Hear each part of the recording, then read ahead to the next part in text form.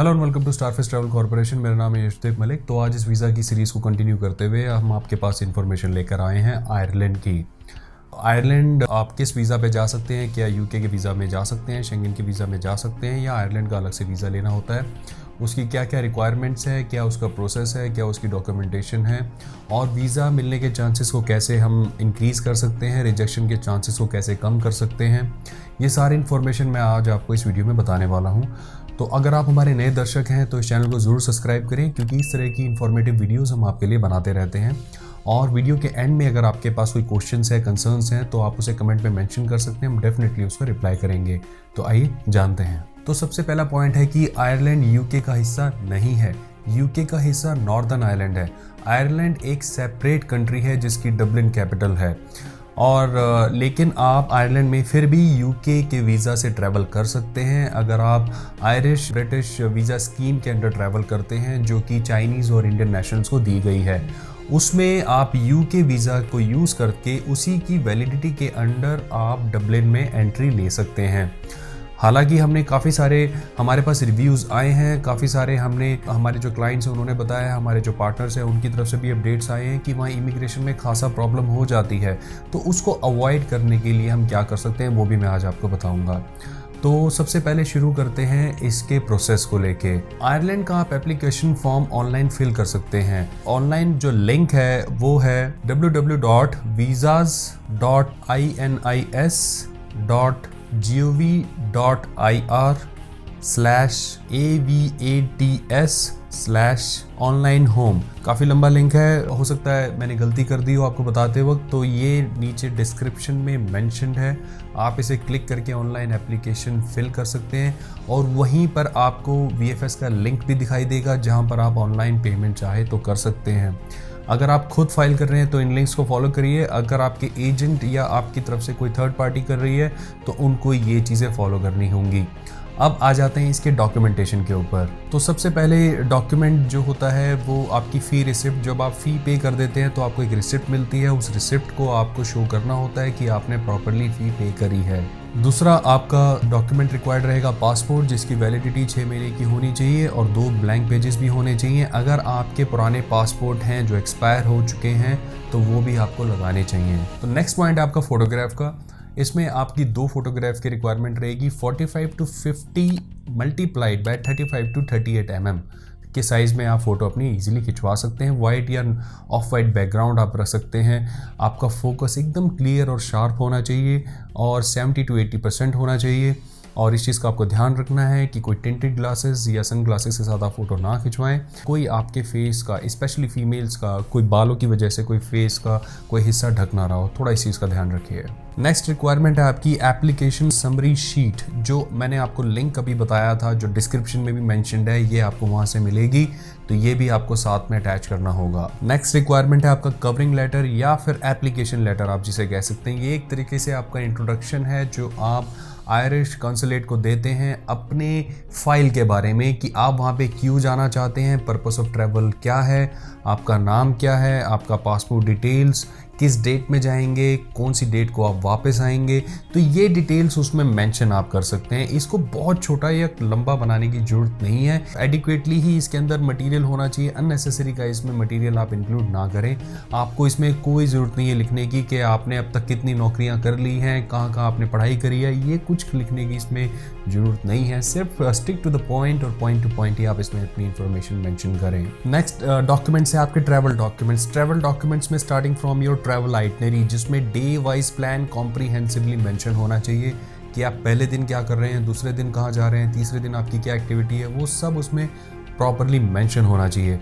साथ में आप होटल वाउचर्स भी अटैच करें।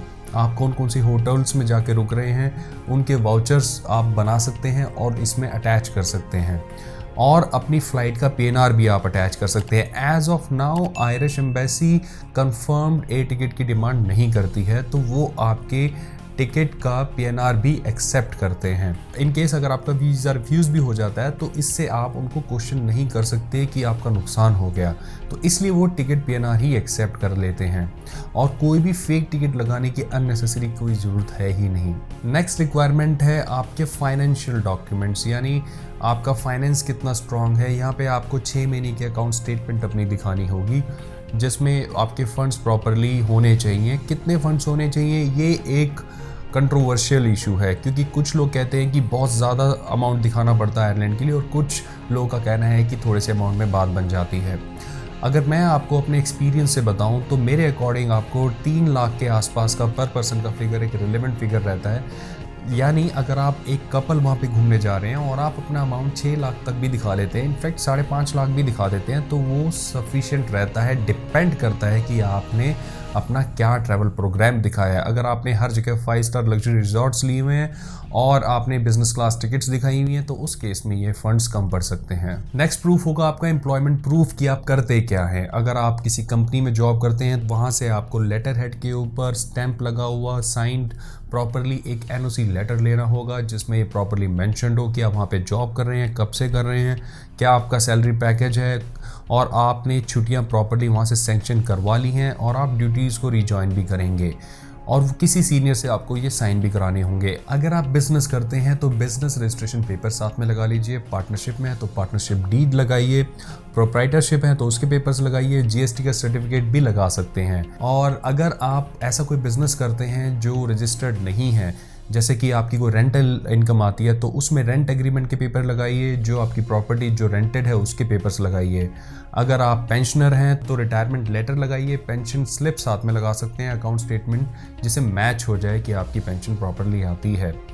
और या फिर अगर आप एग्रीकल्चर बिजनेस में हैं तो उस केस में जो आपका एग्रीकल्चरल लैंड है उसके पेपर्स भी आप लगा सकते हैं। जो आपकी खेती बाड़ी होती है जिसमें आप करते हैं उस ज़मीन के पेपर आप साथ में लगा सकते हैं और उसको सपोर्ट करने के लिए जे फॉर्म्स के पेपर भी साथ में लगाए जा सकते हैं। साथ में आप अपनी 3 महीने की सैलरी स्लिप भी लगा लीजिए। अगर आप जॉब करते हैं तो उसमें आपको एक सपोर्टिंग डॉक्यूमेंट के रूप में ये आपका केस स्ट्रॉन्ग करेगा। और आपने जितने भी एसेट्स हैं आपके, जो आपके प्रॉपर्टी पेपर्स हैं, म्यूचुअल फंड्स हैं, फिक्स्ड डिपॉजिट्स हैं, प्रोविडेंट फंड्स हैं, वो सारे आप यहाँ पे लगा सकते हैं। अपनी फाइल को सपोर्टिंग डॉक्यूमेंट्स लगाने से आपकी फाइल की रिलेवेंस बढ़ सकती है, उसको आप डेफिनेटली लगा सकते हैं। अब मैं आपको वो पॉइंट्स बता देता हूँ जिससे आपकी वीज़ा मिलने के चांसेस में काफ़ी इंप्रूवमेंट हो जाएगी। अगर आप अपनी 6 महीने की अकाउंट स्टेटमेंट लगाते हैं तो उसमें आप बेटर होगा अपने बैंक से एक सर्टिफिकेट भी ले लें। उस सर्टिफिकेट में बैंक ये डिक्लेयर करे कि ये अमाउंट टोटली आपका है और आप कभी भी इसे विड्रॉ कर सकते हैं, यानी कि ये कोई अमाउंट विदहेल्ड नहीं है, कोई लोन नहीं है या फिर इस अमाउंट के ऊपर कोई फिक्स डिपॉजिट आपने नहीं करा रखा। ये आपका हार्ड कैश है जो हमेशा आपके लिए अवेलेबल रहेगा, सिर्फ इसका ये मतलब होता है। दूसरा पॉइंट है आपका ट्रैवल इंश्योरेंस। ट्रैवल इंश्योरेंस बहुत मस्ट है। आपको 30,000 यूरो या 50,000 यूएस डॉलर का ट्रैवल इंश्योरेंस बनाना होगा। अगर आपने अपनी एप्लीकेशन में ट्रैवल इंश्योरेंस नहीं भी दिखाया और उसके बगैर आपको वीज़ा मिल भी गया तो आपको इमिग्रेशन में शायद प्रॉब्लम हो जाए, तो आप उस प्रॉब्लम से बचने के लिए आपको अपना ट्रैवल इंश्योरेंस एडवांस में ही अपनी एप्लीकेशन में लगा के सबमिट कराएं, उससे आपकी एप्लीकेशन और इम्प्रूव हो जाएगी। आप अपनी जो अकाउंट स्टेटमेंट लगाते हैं उसमें बहुत ज़्यादा पैसे एकदम से डालना या बहुत ज़्यादा एकदम से निकालने वाली चीज़ से थोड़ा सा बचें। इन केस अगर ऐसा कुछ होता है कि बहुत हैवी ट्रांजैक्शन यानी 2 लाख 2.5 लाख की आपने इमीडिएटली करा दिया तो कॉन्सुलेट को ये मैसेज पहुंच सकता है कि आपने वीज़ा पर्पस के लिए ही कराया है ये और आपकी एक्चुअल इनकम नहीं है। अगर ऐसा कुछ होता है तो उसकी डिस्क्रिप्शन साइड में जरूर होनी चाहिए। जैसे कि आपका कोई लोन वापस आया तो आप लिख सकते हैं लोन रीपे, आपने कोई प्रॉपर्टी सेल की है या कार सेल की है तो वो भी साइड में मेंशन हो जाती है, तो उससे क्लियर हो जाता है और कोई ऐसा डाउट कॉन्सुलेट को होने से पहले ही क्लियर हो जाता है। आयरिश एम्बेसी आपसे आईटीआर की डिमांड नहीं करती है। अगर फिर भी अगर आप आईटीआर लगाना चाहते हैं तो 2 साल की सपोर्टिंग आईटीआर आप लगा सकते हैं। किसी भी तरह का कोई भी फेक डॉक्यूमेंट बिल्कुल भी ना लगाएं। आप फेक डॉक्यूमेंट लगाने से अपनी ही एप्लीकेशन को वीक कर रहे हैं। किसी की बातों में आके आपने कोई ऐसा डॉक्यूमेंट प्रॉपर्टी का लगा दिया जो आपकी प्रॉपर्टी है ही नहीं, तो उससे क्रॉस चेकिंग के वक्त आपके ऊपर प्रॉब्लम आ सकती है। वीज़ा तो रिफ्यूज़ होगा ही, ब्लैक लिस्ट तक किया जा सकता है कुछ टाइम के लिए, 6 महीने 1 साल, वो डिपेंड करता है एम्बेसी के ऊपर। तो थोड़ा सा इस चीज़ से बचें। हो सकता है जिन्होंने आपको राय दी हो वो बच गए हो और आप ना बच पाएँ। अगर आप मेरे से पूछे तो ऑब्वियसली मैं तो मना ही करूँगा। नेक्स्ट पॉइंट है कि जो सबसे मेजर पॉइंट है, आयरिश एम्बेसी आपकी ट्रैवल हिस्ट्री को चेक कर सकता है। जनरली आयरिश एम्बेसी को ये डाउट रहता है कि कोई भी अपना पहला ट्रिप आयरलैंड में क्यों लगाना चाहेगा। अगर आपका बिल्कुल फ्रेश पासपोर्ट है तो वो आपके दस्तावेज़ों को, डॉक्यूमेंट्स को कुछ ज़्यादा ही सावधानी से चेक कर सकते हैं। तो उससे क्या होता है कि एरर्स निकलने के चांसेस बढ़ जाते हैं और रिजेक्शन के चांसेस इंक्रीज़ हो जाते हैं। अगर आपकी प्रोफाइल बहुत ही शानदार है जिसमें आपको कोई डाउट ही नहीं है, फिर तो कोई प्रॉब्लम नहीं होनी चाहिए। अदरवाइज़ हम आपको पर्सनली रिकमेंड करेंगे, थोड़ी सी ट्रैवल हिस्ट्री अगर यहाँ पर हो तो आपको हेल्प मिल सकती है। नेक्स्ट पॉइंट है आपका ट्रैवल आइटनरी का। आप जो भी ट्रैवल आइटनरी बनाएंगे वो बहुत सोच समझ के, कहीं से ऐसे ही कॉपी पेस्ट ना करें। बिल्कुल कैलकुलेट करके कि इस दिन आप जाएंगे, इस दिन कहाँ जाए, वो प्रैक्टिकल होना चाहिए। जैसे फॉर एग्जांपल मान लीजिए कोई इंडिया में आता है और वो अपनी आइटनरी ये दिखाता है कि डे 1 में मैं दिल्ली में हूँ, डे 2 में मैं आगरा में हूँ, डे 3 में मैं जयपुर में हूँ, डे 4 में मैं खजुराहो में हूँ। तो वो डाउट होता है काउंसलर को कि एक एक दिन हर जगह रुक रहे हैं, ये बड़ा इरेलीवेंट सी बात है, इतना लंबा ट्रैवलिंग ये नहीं कर सकते हैं। तो आम तौर पे ऐसी इरेलीवेंट ट्रैवल आइटनरीज जो होती है वो रिजेक्ट हो जाती है, रिजेक्ट होने का कारण तक बन जाती हैं। तो ट्रैवल आइटनरी आपकी बिल्कुल रिलेवेंट होनी चाहिए, जो सेंस बननी चाहिए जिसका कि हाँ आप वहाँ पे एडिक्वेट अमाउंट ऑफ टाइम दे रहे हैं। थोड़ा सा इस चीज़ का आपको ध्यान रखना होगा। तो आशा करता हूँ कि ये सारे पॉइंट्स आपके काफ़ी हेल्प करेंगे, ये सारी इन्फॉर्मेशन आपके लिए काफ़ी यूज़फुल रहेगी। तो किसी भी देश में अगर आपने घूमना है, देश विदेश में हनीमून ट्रिप है, फैमिली ट्रिप है, कोई भी ट्रिप पे आप जाना चाहते हैं और आपको किसी भी कंट्री का वीज़ा चाहिए तो आप उसके लिए हमें कॉन्टैक्ट कर सकते हैं। हम वर्क वीज़ा में डील नहीं करते, तो उसके लिए आप हमें कृपया करके कॉन्टैक्ट ना करें। अपना समय देने के लिए बहुत बहुत धन्यवाद। आपका दिन शुभ रहे। बाय।